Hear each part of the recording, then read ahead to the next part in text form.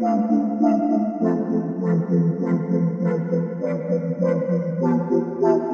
into Talk the Dog, the show where we find a bone to pick and a take to give. These are not hot takes. These is dog takes. Can I talk that dog?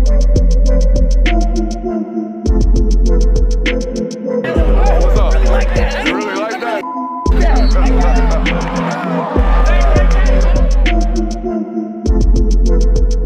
Let's shut up and grind some tape. What is up, ladies and gentlemen? Welcome in on a beautiful Thursday evening here on the Breakout Network. As we say around here, last show, best show. You know, I like to save some of my random thoughts for the openers here on Thursday. This was a good idea from our producer, Kirby. He was like, hey, man, just store up the thoughts down Millage. Just store them up. Unleash them on Thursday for the folks. I think we don't need to be dumping those on Wednesday. Let's save them for Thursday. So I did it. And you know what? Great tidbit from you, because boy, did we get some zingers on the way to and fro down Millage yesterday to media availability. As I was driving down Millage yesterday on my way home to do this fine programming for you fine people, I saw what appeared to be the class of 2023 from Sigma D doing their little, you know, hey, let's take our little photo out in front of the building. And, you know, as I'm watching 35 Brad, Chads, and Thads walk down the steps of this beautiful brick building, and I see them in their wardrobe, I just have an immediate thought. Is there anything more eternal and forever, I mean, stamped, will be here for the rest of time, than Fraternity Brothers' wardrobe? And I'm going to be honest, I don't think it's changed. And I didn't think it changed. I Googled today, it hasn't changed, okay? It's been khaki shorts, 3-button polo with the casual wear, and strap on some frat cleats, whether they be Sperry's in the 2000s or New Balances in the 2020s, whatever the frat cleat of choice is, strap them all with a pair of khaki shorts and a 3-button polo, and then God forbid we do formal dress, you know what it is, khaki pants, same frat cleats, and a blue blazer. It's been the same thing since the 90s, and I'm just curious, does the recipe still work? It must, because y'all still rocking it. My other question, and I'm just curious, I'm not hating, I'm just curious because this is something that is very foreign to me. Okay, so if you are one of these individuals, let me know. What happens, let's just say, if an individual were to walk in there after getting through the initiation process and were to just walk up in the house one day, let's say with a graphic tee on, and maybe like a sterling silver chain, and maybe like a watch, and like a whole bunch of silver, and like, I don't know, a pair of Air Force Ones on. What happens? Does man just like immediately get castrated, or like not castrated, but like thrown out like a leper? Is he just gone? Is he just not allowed to be around? Or worse, what happens if he like walks in the building and instead of like the normal trucker hat or the normal frat hat, what if he walks in with like a 5950 with the sticker still on, New Era style, and oh my God, wait for it, it's on backwards? Does your head just explode, or does that guy just not exist? Is he not allowed inside the building? Everything up until the New Era hat is pretty common in frat houses. Okay. The New Era hats where it's like, I don't know, that might That guy doesn't belong? Nah, that's where you Stick him kind in of the like, corner. who is this guy? Do you take your stickers off your 5950s? Do you own a 5950? Yeah, I have. You're a hat guy. I have one. You have one. I have one. I took it off. used to be a hat guy, but now I don't know. I don't. You wear probably hats don't as even know anymore. what a 5950 is, do you? No, hats are hats. That's about right. Hats are hats. Hey, as long as you're consistent, we're good with it. I'm a 5950 guy, as you could probably imagine. But no, I just want to know. I just want to see the reaction one day if somebody walk up in there with like, I don't know, just like in all black, maybe some joggers on, and like some black forces. Just see what happens. You would definitely stand out, but I don't think you would be. It wouldn't be like. I mean, if you went into AGR like that, you might get.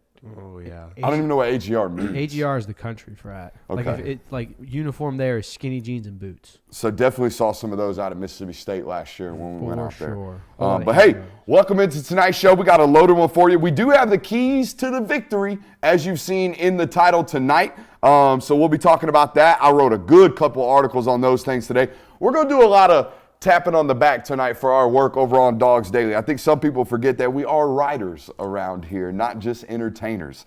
So, yeah, we do have some articles that we want to throw your way about this weekend's game. We're going to play a little game called What's the Limit? And we are, of course, going to give them 3 tonight as well. So we're going to name a player that you should be paying attention to tomorrow. We're not talking about this guy enough, so we're going to talk about that guy tonight. And we're going to ask the most pivotal question on tonight's show. Are night games overrated? I don't know why we would be talking about such things, but you want to make a stance on it, I would have guessed. Well, I feel like Georgia last year didn't get any night games. And Okay. The crowd was up in arms about that. Rightfully so. Night games are fun. And now it seems like you're getting nothing but night games this year. So I kind of want to see what everyone's feeling about it. Okay. I want to gauge the audience too. One thing we used to do a really good job of when I was a solo artist was relying on commenters to help us out with content. Now I got you guys. You guys are my commenters, if you will. So maybe we need to gauge the audience. So audience, kind of give us your thoughts as the show goes on of, hey, what's your preferred time slot of a football game? Maybe we attack it that way with the commenters tonight in the live chat. Glad to have you guys here. Make sure you're hitting that thumbs up button. Make sure you're subscribing if you have not already subscribed. The data tells us, folks, okay? There's a bunch of y'all that watch. Not all of you are subscribed, so if you are not already, make sure you're doing what that little flashing thing up in the corner, I'm sure my boy Jay will have been flashing for y'all, is telling you to do. Other corner. Which is subscribe. Other corner? Yeah, there you go. Thanks, bro. Hey, yeah, up there. Appreciate y'all. It's a great night to be here. Let's start off right off the bat with the keys to the victory. Boys, I'm going to start with y'all. We're going to get y'all first, and then I'll round out tonight's segment here with the keys to the victory. Sounds good. All right.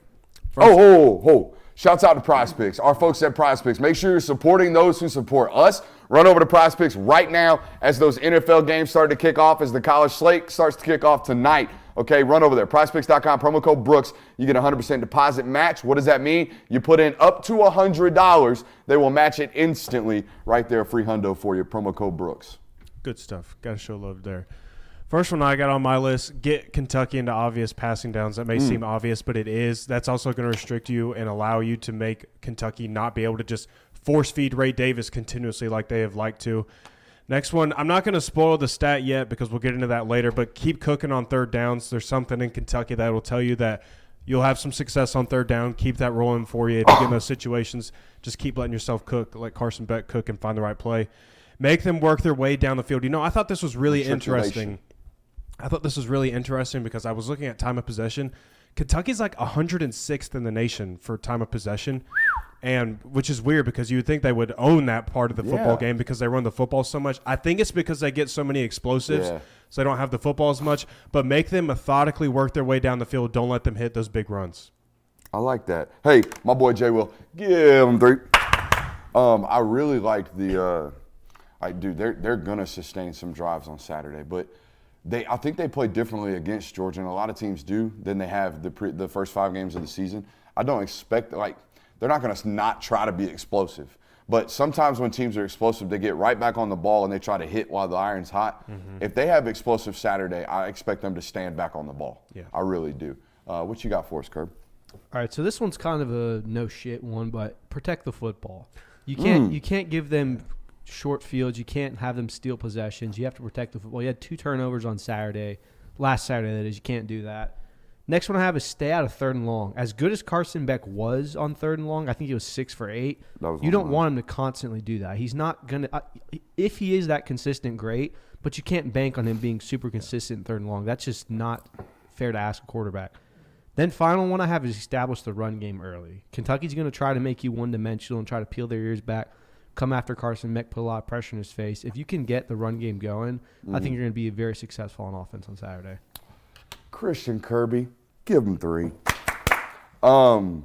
You hit one of mine, which was the stay ahead of the sticks. Mm-hmm. I got 3 for the offense and 3 for the defense. Again, we're going to do a little self-love here. If you haven't read the Keys to the Victory articles over on dogsdaily.com, please feel free to do so today. We split it up in between offense and defense, okay? Some really good stuff, and it's a lot more in detail than what I'm about to run down for you, despite the fact that I can be rather long-winded on these channels every once in a while.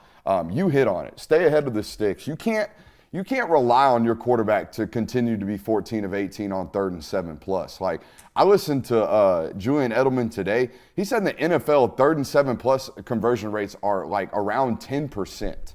Okay, so 1 out of 10, and your guy's 14 of 18 in terms of just completion rates. Now, that doesn't mean you're automatically like, just because he's 14 of 18 doesn't mean you've been 14 of 18 in those situations. He's just completing passes in those situations. Now, a lot of the times they are converting 3rd downs. That's why they're top 10 in the country. I think top 5 in the country now in 3rd down conversion rate, right? Mm-hmm, yeah. So right around, I think, 43%, they are converting their 3rd downs. So you can't – we thought y'all were going to be that coming into the year. We know now that that's who you are. It doesn't mean just because you're great at doing hard things that you should continue to make your game plan hard. You shouldn't rely on being successful in areas where other people are not. So, yeah, hit the nail on the head right there. But my first one I wrote in the article was Georgia through 5 games, and we'll see the 6th Saturday.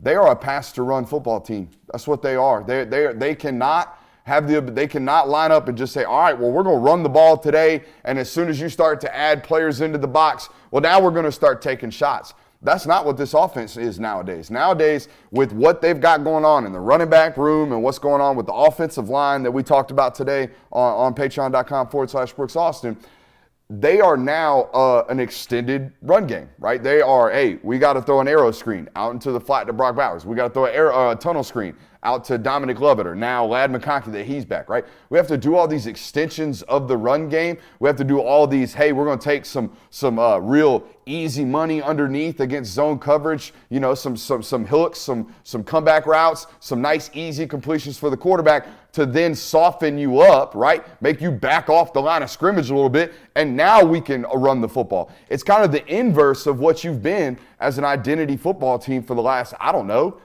7 years? Since Kirby got Since there. Kirby's gotten here, you have been a run-to-pass football team. Oh, we got to establish the run. We got to establish the run. Well, now you've got to establish that everyone's scared of what you're doing outside the box so you can run into light boxes.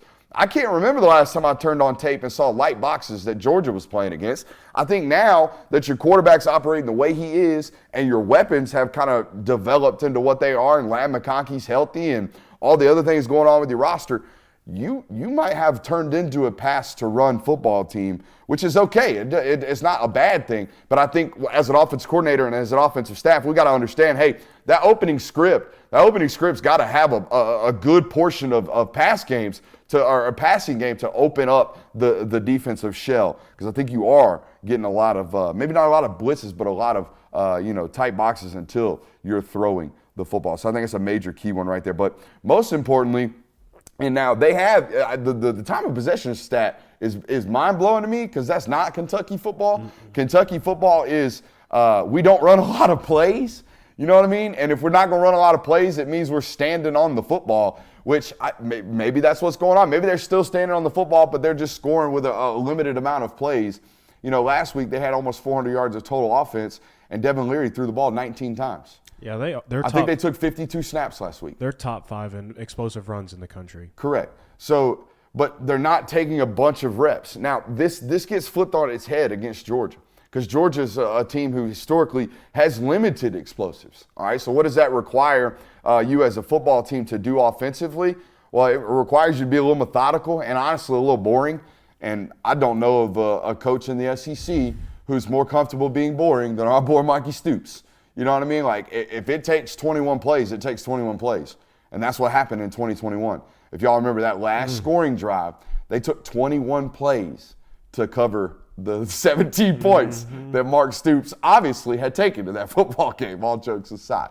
But also in that football game in the first half, the other scoring drive was 13 plays. Yeah. So this is a football team who has shown against Georgia that they have been patient, that they will be methodical, that they will wear down a defense. And we know that Georgia has been a little susceptible in the run game, at least the perimeter run game this season. So I'm not going to say if, I'm going to say when. When Kentucky has an elongated drive on Saturday, it is vital that Georgia's offense goes out and plays complementary football. Meaning, okay, they just had a death drive. It's time for us to keep one up of our own. We have to protect our defense for the first time all season, okay? We can't go out there and have a 3-and-out. If you look at the drive charts, the play-by-play summary of that Florida game last week, Florida took, I think, 6 offensive plays in the first quarter. They were 3 and out. Next thing you know, they're down 21 points. You can't really do that, all right? And the way that happens is having, slow starts offensively and not playing complementary football. When our defense is kind of getting gashed, giving up 10, 12 play drives, we can't go out there and go 3 and out. I think that's a major key for them. Just thoughts on those offensive keys, guys, while I pull up these defensive keys. Go into your we can't have our defense get gashed and then go 3 and out. That's the entire reason why Tennessee gets beat by teams. Because they're so fast that, oh, shit, our defense just gave up another long drive because they're not as good as our offense. Now we have to go out and you go so quick that you have 3 and out. So I think that is a big key. You cannot become that if you're Georgia. Mm-hmm. Yeah, absolutely. I think that is one of the faults of like when you do have explosive plays on offense is that you can subjectify your defense to them being the weakest part of your football team in that game specifically. Because if they're out on the football field for half of the football game, there's only so much they can do at a certain point of the game. All right. So you hit on the explosives. I don't think the one thing we didn't hit on defensively in terms of keys to the victory, and we didn't hit on it, but it's been hit on a ton this week, not only on this channel, but in the pressers, if you've heard any of them. You got to be prepared not only to get punched, but to punch on Saturday. This football game will come down to who can strike and defeat blocks the best at the line of scrimmage, period, point blank, okay? So on the defensive side of the football, if you are not prepared, okay, which it rarely ever, if ever, happens to Georgia. I've never turned on tape and been like, damn, they were kind of sleepwalking defensively. Now, they might get beat schematically every once in a while because guess what? There are good coaches elsewhere. I know that's shocking to a lot of people, but Hugh Freeze, I don't know, makes about $6.5 million a year because he's good at offensive coordinating. That's what his history as a football coach has been. That's why he keeps getting jobs. That's why he's got the Auburn job. He can recruit, and he knows how to score points. Okay, so when that guy dials up a couple of runs and they gash you, we can't be surprised by that, all right? But the one thing we can't be surprised or can't have happen to us is we can't just get out physical, all right? We can get out schemed. We can make adjustments to that. But there ain't no adjustment for it. Hey, boys, did you bring your hat today? Did you bring your helmet today? All right, that happened to Florida last week. It wasn't necessarily about schematical issues or, hey, guys weren't in the right. Nah, guys just weren't prepared to play. All right, and that's the main thing with Kentucky defensively. Be prepared to strike. Obviously, limit the explosives. I think what is unique about Kentucky is they are a balanced explosives team. This rarely happens, if ever happens. Most explosive teams are either like Notre Dame right now, explosive through the run game, can't quite figure out the passing game, or they're like Ohio State in years past where they're just bombs away in the passing game, or like USC is right now in the passing game, or like Texas is right now in the passing game. Most of their explosives are coming via the air, and they're kind of staggered on the run game. Not Kentucky.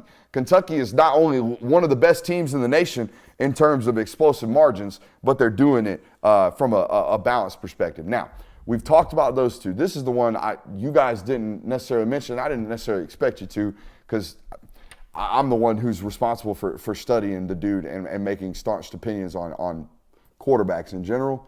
Devin Leary is going to make catastrophic mistakes on Saturday, okay? And not like he threw it into double coverage. I'm talking about like he missed a receiver by 4 or 5 feet, okay? That he threw that ball way over that guy's head, or he threw that ball way low, or he threw that ball way left or way right.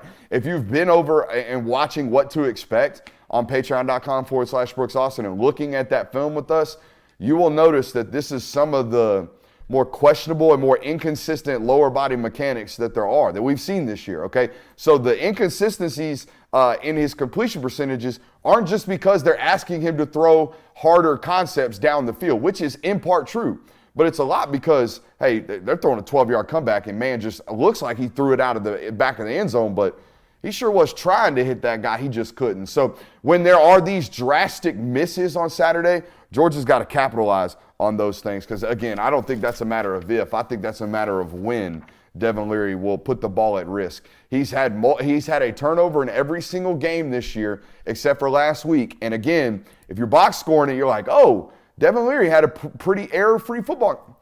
First quarter, second or third possession, he damn near throws a pick six on a comeback. Same thing. Just misses it 4 yards up and in, and Florida's corner jumps up, hits him right in the damn face mask. And man, it should have been a pick six, should have made it a 14-7 football game, and maybe we're talking a little bit different. Maybe that defense has a little bit of life. That wasn't it, okay? When that happens, again, not if, when that happens on Saturday, you absolutely got to take advantage of it. Thoughts on the defensive side of the football game on Saturday for Georgia? Yeah, I think winning the turnover battle, it's something that feels like Georgia hasn't done the best of job this year. Winning the turnover battle on Saturday feels like that's a big thing, is just keeping your possessions, not giving them extra possessions, obviously. Yeah, 2-1 against Auburn. I think you won the turnover margin against UAB, but you are correct. It hadn't been a turnover frenzy for Georgia against the Power Fives this year. Yeah, no, I think you're right. You have to take what they give you. Like you said, Devin Leary is going to make mistakes. You can't rely on him to do that. But when he does, like you say, because it looks like he's going to, he's been pretty inconsistent all year. You have to take advantage of that. You have to give them a short field. Hell, return a pick six. Give the team momentum. Very JT Daniels-y in the lower half, man. That lower half fights against him the entire time. And when that lower body mechanics, I don't care how great your arm is, when your lower body is fighting against you, okay, and energy is pushing back against you, okay, in a different angle every single time, it's going to cause some inconsistencies, and that's what's happening right now in his football game. I like this next segment. Okay, we do a lot of asking the boys over here to add into the show, and Jay Will's kind of carved out a little niche. Okay, I'm the film guy. We got to find you a niche over there, Kirby. We'll find you one eventually. Okay, but Jay Will got his niche in this Georgia space. I don't think anybody's doing stats as well as Jay Will. So I decided on, I don't know what I was doing today, but I decided today we got a new segment, How About Stat? So here's how About Stat works. We're going to let my boy cook. And me and Kirby, we're going to sit here and go, how about stat? All right, what you got for us today, Jay Will? This first one might be my favorite one, but over the last 5 matchups, Georgia has held Kentucky to an average of 109 rushing yards per game. The Wildcats' leading rushers in those games averaged 67.6 yards and 3.7 yards per carry. So think that's Benny Snell, that's Lynn Bowden Jr., that's Chris Rodriguez. Those were the 3 running backs that Georgia went against over that time span. For context, against all other opponents since 2018, Kentucky's leading rusher averaged 107.8 yards per game and 6.3 yards per carry. So basically what you're telling me is Georgia holds Kentucky's team to what individual players average against every other opponent? Better than that. Better than that. They held Kentucky's team on average over the last 5 matchups to 67.6. Oh, sorry. That was their leading rushers. Yeah. 109 rushing yards per game. Yeah, you were exactly right. I got mixed up. No, you're good. The 109 yards per game over those, 3 seasons you said? No, that's 5. 5 seasons? Yeah. That's probably, it is. I know it is. It's actually above the average that Georgia's probably allowed in every other football game.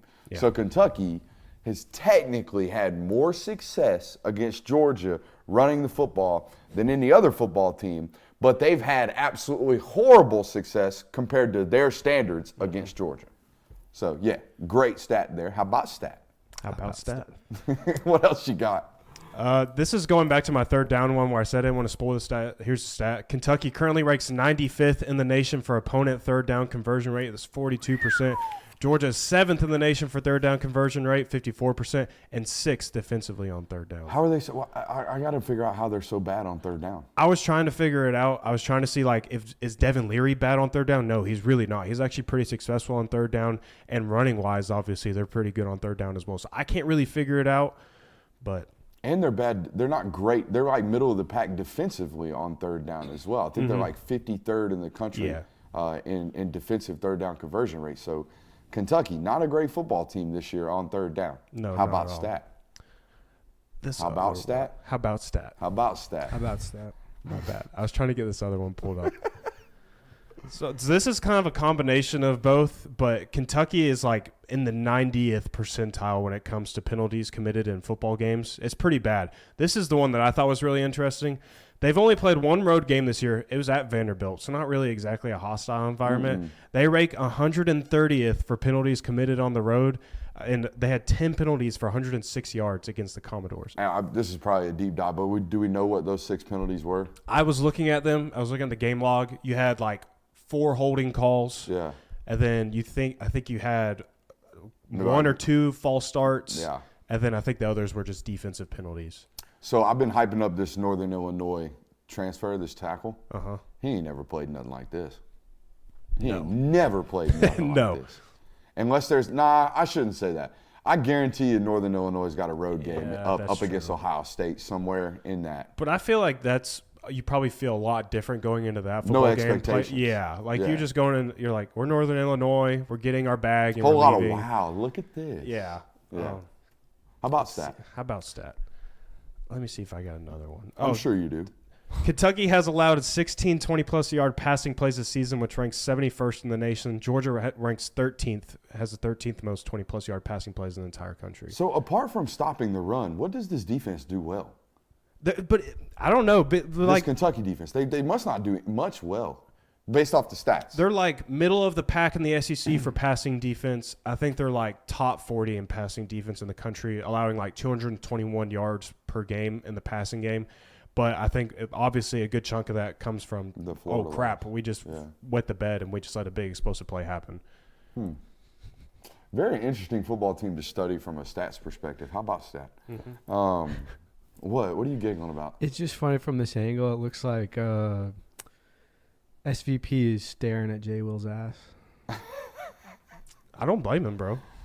Chill out. Sorry. You're flat as a 2x4, dude. You ain't never done a squat in your life, have you?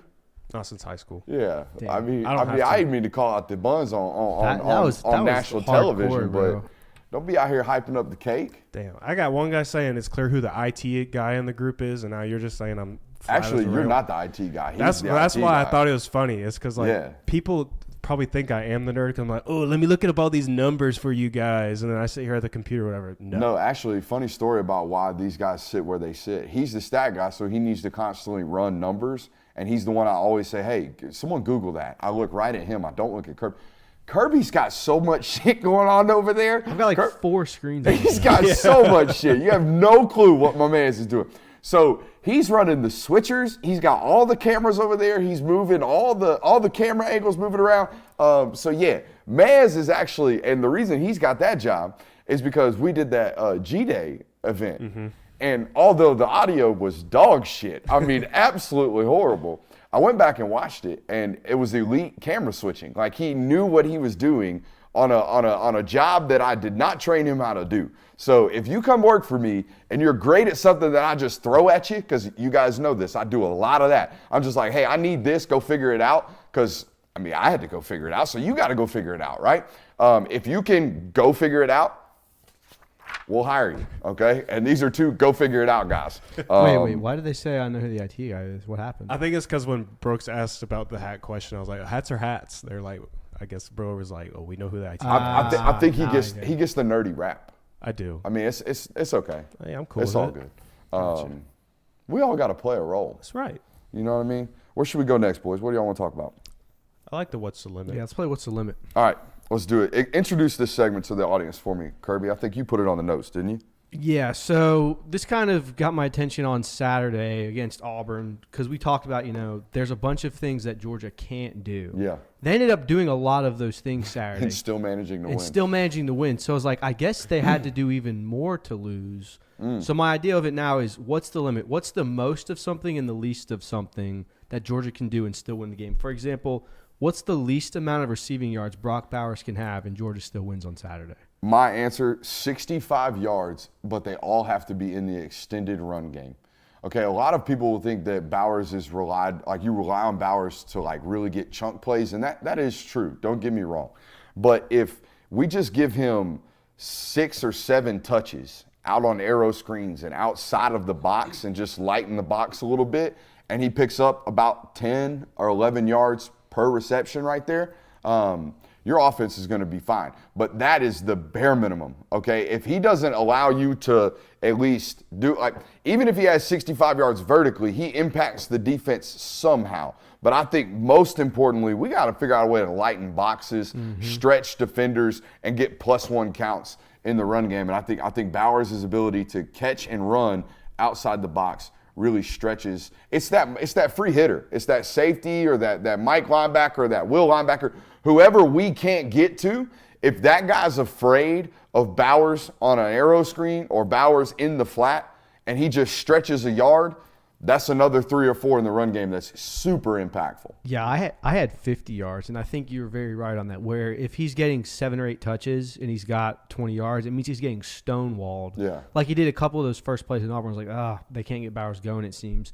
So I think 50 yards is the bare minimum. That's not including any downfield shots you take with And him. I have another segment about this a little bit later, but against us, they run a lot of zone. Okay, if you watch the film studies this morning, they're a base personnel football team. They like to play 2 outside linebackers, two body types that are like 6'5", 230-ish. Okay, guys that you don't want playing man coverage.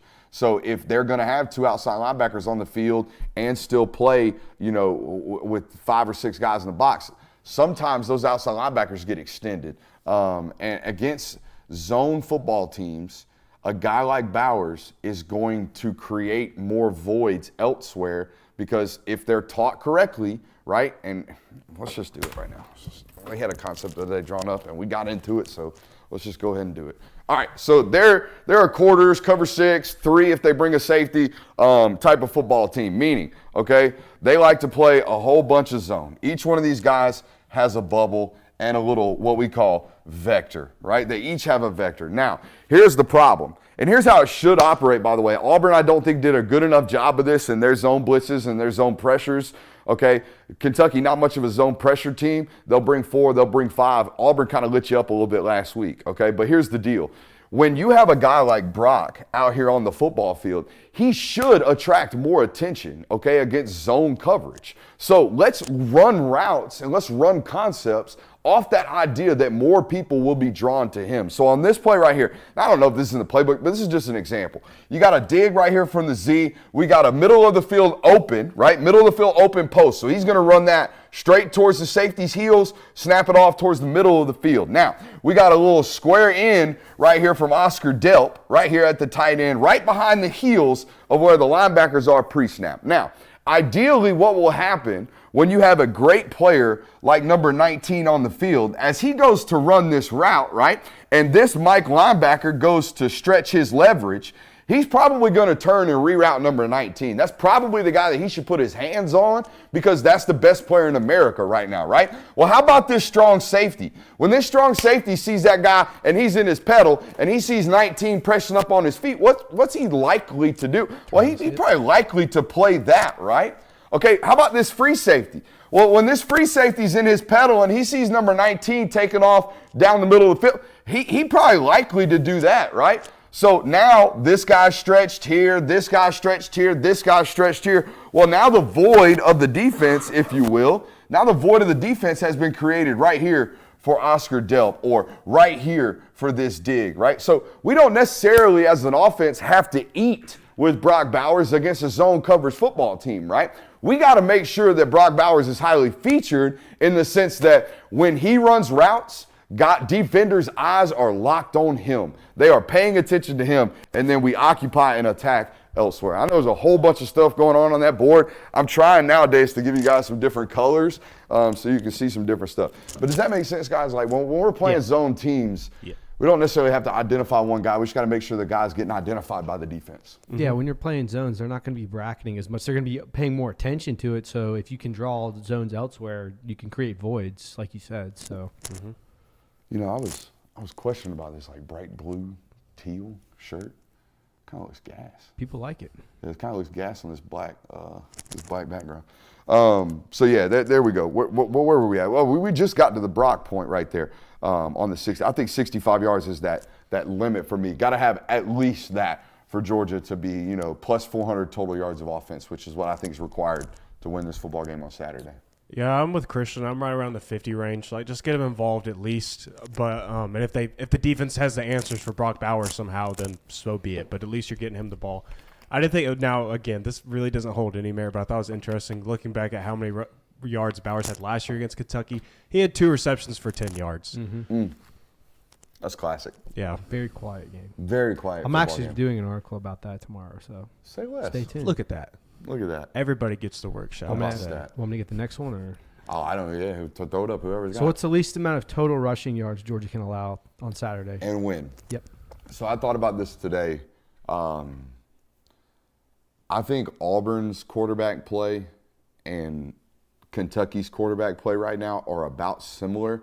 The only difference is Auburn's quarterback's running around like a chicken with his head cut off because his offensive line can't protect him in the passing game.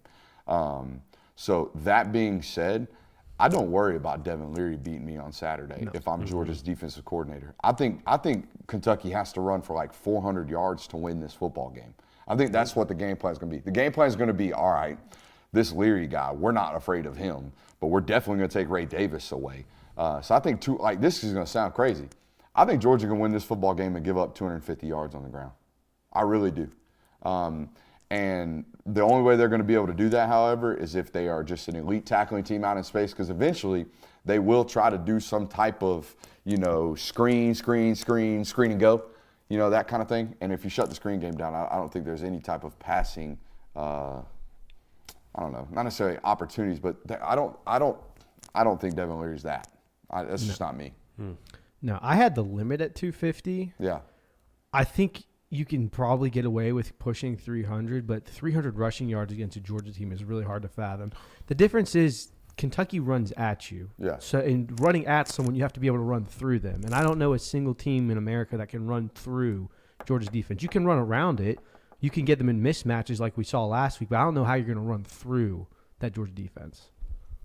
250 is a little much for my liking. I was more so in the 200 range. Shit, what they gave up last week was historic. I mean, first in 5 years, historic. So 250 is a lot. But I'm saying 250 yards under the assumption that the passing offense from Kentucky. Yeah, when you frame it like that, then it obviously doesn't sound that bad. Because then it's probably like, okay, Kentucky finished the day with 300 total yards probably. Yeah. Yeah, if you go up 250, you have to keep it under 100 passing yards, I think. I was this is totally outside the segment, but I think I dumped some of the best what's going on with Georgia's slow start takes that I've dumped in a while on 680 The Fan today with Chernoff. Did you listen to this? Yeah, it was good stuff. Chuck and Chernoff. Everybody's talking about Georgia's first quarter possessions. Everybody's slow start this, slow start that. Dude, they had 7 offensive plays in the first quarter against UAB. I think they had 8 last week against Auburn. Against the South Carolina, in the South Carolina game, they gave up a 10-play opening drive score to South Carolina, and then they got the ball and started to walk the football down, so much so that in their first drive of the football game against South Carolina, they ran up against the clock on the first quarter. So, you're not getting a bunch of opportunities on the offensive side of the football right now in the start of the football game because your defense isn't getting off the field. They had a 3-and-out to start the Auburn game, and then next thing you know, ball's at the 5, and Auburn's going 95 yards, and it's not a scoring drive, it was a field goal scoring drive on the second possession of the football game. So you want to have a faster start? Get teams off the field. Everybody wants the Oregon game. I keep hearing Georgia fans talk about, I want the offense to start like they did against Oregon. I'm sure they do too, but I'm sure they want their defense to start like Georgia's defense started against Oregon. They had a 6-play punt to start the football game against Oregon, and then what they do the next 2 possessions, they pick Bo Nix off. Okay, so the first 3 possessions for Oregon in that football game were 6 plays, punt, 2 plays, pick, 4 plays, pick. Yeah. Your offense started hot. I would imagine they did, right? So if you want your offense to start starting hot, defense got to start starting hot. Where were we at? What if? We were talking about total rushing yards. Total rushing yards. Yeah, I mean, the rushing issues are are part of the reason why you can't get off the field right now to start football games. But I also think it's a little bit of, hey, dude, teams got dozens and dozens of opening script opportunities that teams have put on tape to have success against Georgia in years past. So yeah, that first opening drive against Georgia every opponent I watch. Kent State had a great plan last year. Basically everybody but Tennessee. Everybody has had a great plan to start against Georgia the last couple of years when I watch them. Mm-hmm. All right. What's the most amount of turnovers Georgia can have Saturday and still win? A margin of 3. So I don't care how many they have, but if they have if they've lost the turnover margin by 3, I think it's not impossible to win a football game. It's really, really hard to win this football game because I do think possessions are going to be limited. Yeah. I have a margin of 2 because it was pretty much 2 last game.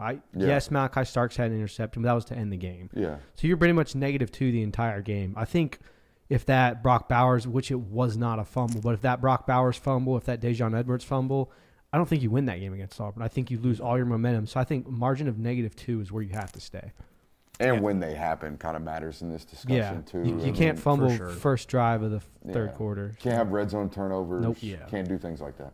Yeah, I'm in the same boat. I think 2. I feel like that's kind of the mark that we've hovered around throughout the season. Is like once they get to 2, it seems like if you were to add in another turnover at that point, that's where things start to get extra dicey for them. So 2 turnovers is the limit for me. All right, I got one for you guys. All right. What's the most amount of water hot dogs you can eat? 3. 3? Mm-hmm. Like, I mean, it's like a competition. Like you're sitting down with a purpose. Oh. Yeah. I'll change my answer then. Okay. Sitting down with a purpose, how many boiled watered hot dogs can you eat? No condiments. so like just the hot dog, not Just- even, not just even a wiener bun. and bun. Not even bun. Just wiener and bun. Straight out the tinfoil. I ain't gonna lie. Most of the time, I don't even 6. put condiments on it at the game. 6. 6? Yeah. People be taking too long at the condiment I'm line, with bro. you. I'm with you. How many? Yeah, I think I could do 7, Think you can do 7? I think I do I changed my answer. I can do 8. Okay. 9. No, I can actually. I'm thinking about it now. If I don't eat before the day, I can do 10. I think I'd do 11. But I'm calling it quits. I'm not pushing any after that. We had this conversation the other day. You ever been to Bash Night, like Wing Bash Night? So we used Oh to do my this. God, we used to do yes. this at Wild Wing Cafe in Rome, Georgia, on Thursday nights. Okay. I watched a teammate of mine put down 77 one night. 77. Okay. What's the most you did? I wasn't into the gorging myself stage of my life at that point. I think I did 35 one night and called it quits. Okay. That's it. 35 your biggest. Yeah, but here's the deal, man. I'm an Wait, impatient. were you a bone-in or a boneless guy? We're talking about wings, aren't we? We're not talking about chicken nuggets.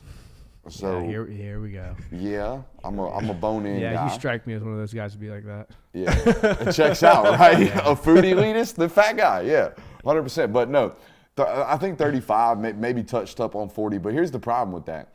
I was always walking in there with offensive linemen, right? So they eventually got to a point where they started like trying to time us out. You know, like, sorry, the kitchen's a little behind type shit. First 3 or 4 trays, they bring them right out. They're like, you know, my buddy Donnie has the record. He had 77. And he straight up asked, I want the first 3 trays now. So he racked out 30 just immediately.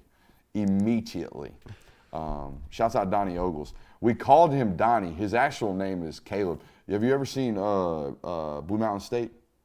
I've heard about it. I've Blue never Mountain watched State, it. the curly-headed offensive lineman? Yeah. That's what my boy Donnie looked like. His name is Donnie in that show, so he's Donnie to me forever. Donnie, if you're watching, man, I love you. I miss you. He was my roommate for a while. Nice. I actually this is a really sad story.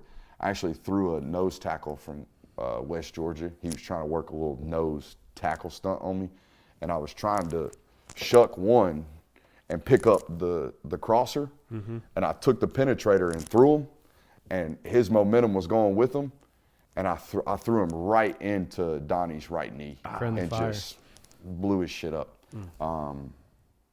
Yeah, I can still see it. It was bad. It was bad. It was a bad one. That was on me. Sorry, Donnie. Yeah, it was bad knee injury. So yeah, football tough. Football tough sport. Where were we at?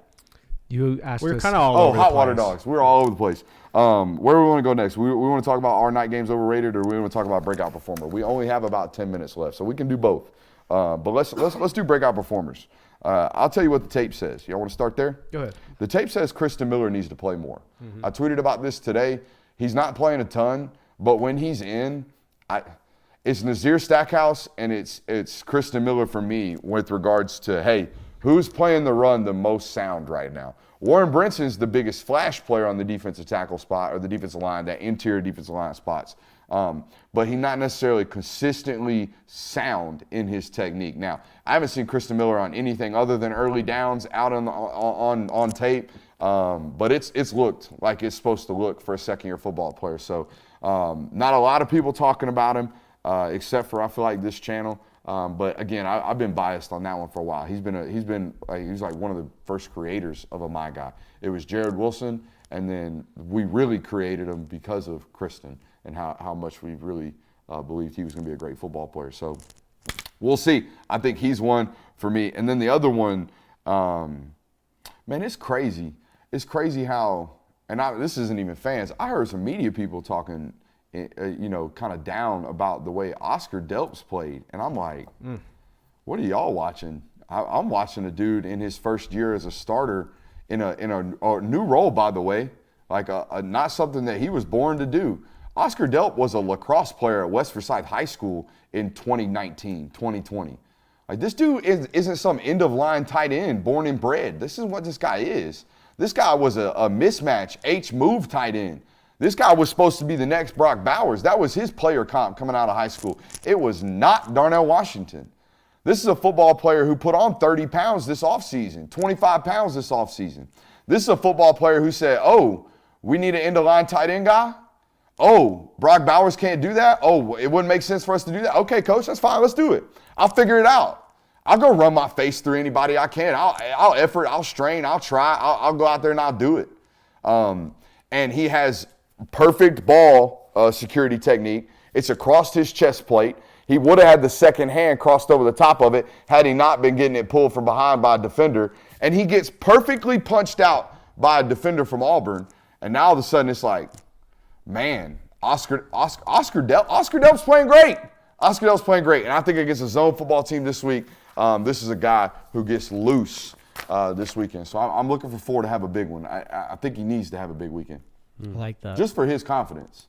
Not that he needs any more of it.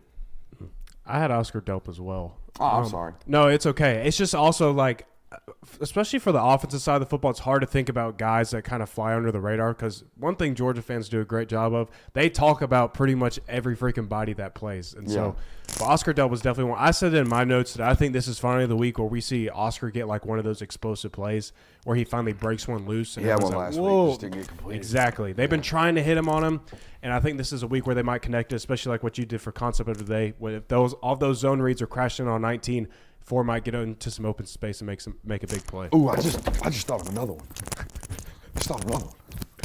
Smash concepts are huge. You know what I mean? Smash concepts are absolutely huge. Okay?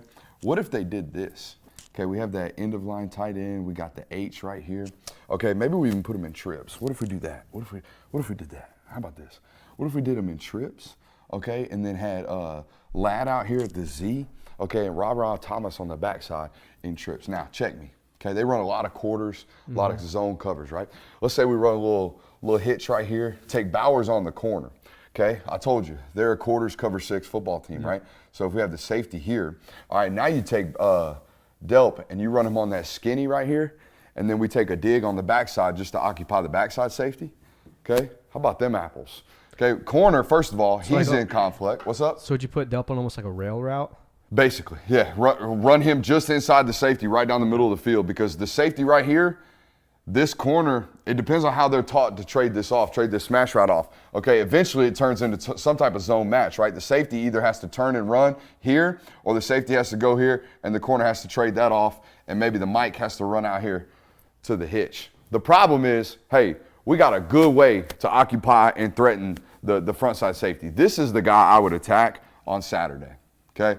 I would make him decide, am I going to play outside of my rules to protect the best tight end in the country from beating us, or am I going to remain inside my rules, okay, or play with inside the system and not worry about who the guy is in front of me? And if that's the case, well, I'm going to tell you what, 19 is going to eat. But most of the time, they're just going to try to take him away. So, yeah, a little smash concept with a rail just to see what happens with that safety. I don't know, a little something. A little something, just something. Let's talk about these night games, man. I'm going to tell you what, night games, I don't think they're overrated from a fan base perspective. But from my perspective, what were you, both of y'all giggling over there? He didn't get to give his shout Skip out. me, man. Oh, my bad, dude. Give you a shout out. No, I was just going to say, I think Dalen Everett's one of those guys where you can walk away Saturday going, I didn't realize he was that good, because if Kentucky throws the ball, they're going to take shots. They're not going to throw him Kamari's way. I think Dalen Everett has the opportunity to, like you said, go up, get a pick, have a couple of nice defensive plays. He made one last week against Saturday, perfect rip through last second. So Dalen Everett could be a guy that no one's really talking about that come Saturday. You're like, wait a minute, he had a really good game. One of my favorite photos I've ever taken. Dude, yeah, that was some fire. The photo's gas, isn't it? Yeah. Photography is something, I told you after the game, I don't know if I'm going to do it anymore. Shit. And then I looked at those photos. Let me get the cred then. Chill out. Chill out. We only get them on road games, so it doesn't really matter. For now. This is a sore subject. Are night games overrated? I'm going to tell you right now, from my perspective, they absolutely suck. So I'm going to do a little complaining about my job right now. On Saturday, okay, after being out all night Friday, on Saturday, I'm going to get to Athens about 9 o'clock. I'm going to be sitting down with my boy Jamie Goodman, and we're going to be watching College Game Day. Okay, I'm going to have to watch College Game Day because somebody's going to say something about Georgia. And then I'm going to have to write that article from the tailgate. And then midway through the tailgate at about 12, right after game day's done, I'm going to have to walk to the stadium. Not have to. I get to walk to the stadium. And then I'm going to get inside the stadium. I'm going to watch the back half of the Nooners. And I'm going to watch the games at 3:30 from the stadium. And then I'm going to go out to pregame at about 5:30. And then the game's probably going to end at about 11. I'm going to get done with pressers and press conferences and work about 12:30. I'm going to go do man on the street until about 1:30, maybe 2 o'clock in the morning. And then I'm going to get home. And now I get to start doing photo edits and doing all that stuff. I'm going to probably be up, from 7:30 to 3:30 on Saturday. So that's going to be fun. So for me, yeah, night games suck. But it's okay. I'm all good with it because the environment alone is worth it. Particularly for an SEC game like this, like the UAB night game was just whatever. Yeah. Mm-hmm. This is going to feel. This is going to pop, That was going to be kind of my point. I think night games have to be the certain perfect mixture. Like it has to be like a high marquee matchup, because otherwise it's just a sleeper and you're like, damn, it's already 11:30 and we're only in the third quarter of this game. Let's get out of here. Or we'll stay for the lights. Ooh, yeah. So that's the other thing. And I think also it's starting to get cold. Not yet, but come November, when you get mid-November, imagine that Kentucky game at night last year. Oof. That would have been brutal, man. It was bad. So I think night games aren't necessarily overrated, but they're not the best kickoff time. 3:30 is the best kickoff time. 3:30 is elite, man. I love 3:30 3:30 is kickoffs. You don't have to wake up super early. By the time the game's over, there's still a primetime game left, so you can get that emotional come down if you win or lose. I really hope this ESPN contract with the SEC doesn't start taking away 3:30 kickoffs. See, when I was in college, I used to love Nooners. Just get my ass beating out of the way. Let's just take care of it, and let's get some alcohol in our system by 5. But now as an analyst, I kind of like Nooners still because I get to watch all the games afterwards. But then again, I don't like them because one of my favorite things about my job is walking around Athens pregame. It's just it's a city. It's the city, man. It's like every college town we've gone to, they don't have game day feels like Athens does to me. So yeah, you guys, it is a very special place, and I get to bump into some La Familia. You're making it Spanish now? Familia. Familia, yeah. Familia. That's What do we think? I mean, I like Familia. Me gusta. Family? I like Family too. Yeah, I think both work. Familia. Familia, Family. I feel like you have to think about a lot more. If you just say it Family, it comes out really easy. Familia. What's up, Family? Yeah, What's up, Family? How we doing? Familia, you got to do too much thinking. La Familia? Like, focus. It just comes out like Familia, Yeah. like actual Familia. This is America, buddy. This is a great ending of a great show right here. Final predictions. Give me a score prediction. Oh, shit. Go ahead, Jay. I know I sprung on you. 38-10. That's mine. 38-10. Random. Just off the top of my head. That's what it felt like. Georgia 35. That's way too much. 27-10. 27-10. Georgia 35, Kentucky 14. Both of you just ripped off my score predictions back to back. I like 34-17. 34-17. So we all think they cover. Yeah, I think they cover. I would be shocked if they didn't cover this game. I would be Really? too. Yeah. A little bit of a redemption game for the boy Oscar Dell, man. Get back off that fumble. Apparently, it's a redemption game for Mekhi Muse too.